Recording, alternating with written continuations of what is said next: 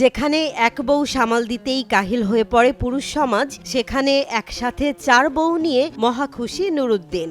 সব ফ্লেভারের সব রঙের স্ত্রী আমার কাছে আছে আলহামদুলিল্লাহ। তাও আবার একই ছাদের নিচে সুখের সংসার করে তাক লাগিয়ে দিয়েছেন 44 বছর বয়সী নুরুদ্দিন। আমার বর্তমানে 7 জন সন্তান আছে।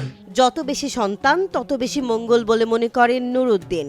একাধিক বিয়ে বরকত, একাধিক সন্তানও বরকত। প্রতিটি সন্তানকে বড় আলেম ও হাফেজ এবং নবী ও সাহাবীদের মতো একটি আদর্শের পরিবার গড়ে তুলতে চান তিনি। আমার প্রত্যেকটি সন্তান জমানার ওমর ফারুক রাদিয়াল্লাহু তাআলা আনহুর মতো হবে, প্রত্যেক সন্তান আবু বকরের মতো হবে, প্রত্যেক সন্তান ওসমানের মতো হবে। নবীর সুন্নাহ ও ইসলামী বিধান মেনে 4 জন স্ত্রী ও 7 জন সন্তান নিয়ে বেশ সুখেই যাচ্ছে তার দাম্পত্য জীবন। আমি 2012 সাল থেকেই একাধিক বিয়ে নিয়ে এবং একক বিয়ে নিয়ে স্টাডি শুরু করছি। পেশায় একজন ইসলামী শল্য চিকিৎসক নুরুদ্দিন প্রত্যেক স্ত্রীর সম্মতি নিয়েই করেছেন একাধিক বিয়ে। নবী আদম আলাইহিস সালাম থেকে আরম্ভ করে আমাদের নবী সর্বশেষ নবী মুহাম্মদ সাল্লাল্লাহু আলাইহি ওয়াসাল্লাম পর্যন্ত সব নবীরা একাধিক বিয়ে করছেন। 2012 সালে করেন প্রথম বিয়ে। কক্সবাজার থেকে 50,000 টাকা দেনমোহরে পারিবারিকভাবে বিয়ে করেন নীলুফা ইয়াসমিনকে। যে বিয়েতে দেনমোহর কম হবে এবং খরচ কম হবে, সহিহ বুখারী হাদিস, সেই বিয়ে বরকতময়। নিজের 4 বউয়ের কাকে কত টাকা দেনমোহর দিয়েছেন, তাদের কার বাড়ি কোথায়, তার হাসি মুখে বর্ণনা করেন এই মাওলানা। আমার প্রথম বিয়েতে করছি কক্সবাজারে,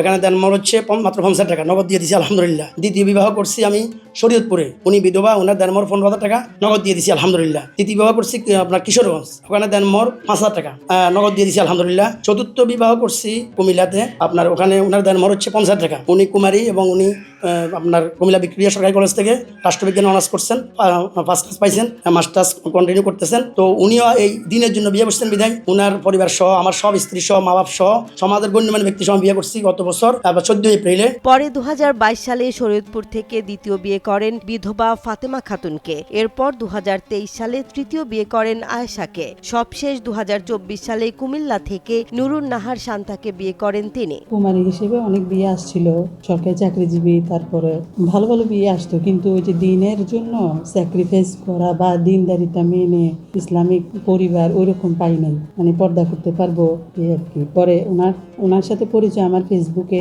ওনার তৃতীয় স্ত্রী পোস্ট দিছিল, ওই পোস্ট দেখে আমি ওনাদের সাথে যোগাযোগ করেছি, আমার পরিবারকে জানিয়েছি, ওনারা আসছে, ওনাকে দেখছে। আমার 3 বোন ছিল, ওনার 3 স্ত্রী, তারা আপ্যায়ন করেছে। তো পরবর্তীতে আমার চয়েস হচ্ছে দিনদারিতা দেখেই আর কি। প্রথম স্ত্রীর ঘরে 5 জন সন্তান, দ্বিতীয় স্ত্রীর আগের ঘরের 2 জন এবং বর্তমানে 1 জন সহ মোট 3 জন সন্তান। তৃতীয় স্ত্রীর ঘরে 1 জন সন্তান এবং চতুর্থ স্ত্রী বর্তমানে সন্তান সম্ভাবা। নগরীর হালিশহর বি ব্লক এলাকায় 4 বউ ও সন্তানদের নিয়ে বাস করেন নুরুদ্দিন।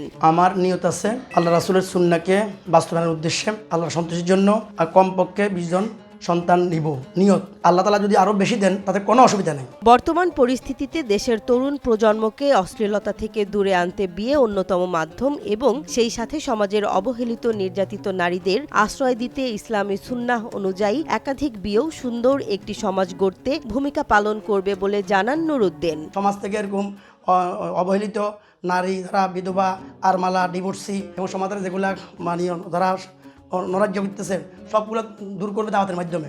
আমার এই জন্যই একাধিক বিয়ে করা, রসুলের সুন্নাহকে এস্টাবলিশ করা, আল্লাহর হুকুম বাস্তবায়ন করা। ইসলামিক বিবাহের আইন মতে সুন্নি এবং শিয়া পুরুষরা বহু বিবাহ করতে পারে। এর ফলে পুরুষরা একই সাথে সর্বোচ্চ 4 জন স্ত্রী রাখতে পারবে। আমাদের নবী 11 জন বিয়ে করছেন। নবী সুলাইমান আলাইহিস সালাম এক রায়াতে আছে 1100 বিয়ে করছেন, অন্য রায়াতে আছে 1000 করছেন, অন্য এক রায়াতে 100 বিয়ে করছেন। অর্থাৎ সব নবীরা একাধিক বিয়ে করছেন, সব সাহাবারাও একাধিক বিয়ে করছেন। তারা বলছেন একাধিক বিয়ের বিষয়টি ইসলামী প্রথম বিশ্বের সামনে নিয়ে আসেনি, এর নজির বিশ্বে বহু আগে থেকে রয়েছে। পূর্ববর্তী জাতিগুলোর মধ্যেও প্রচলিত ছিল।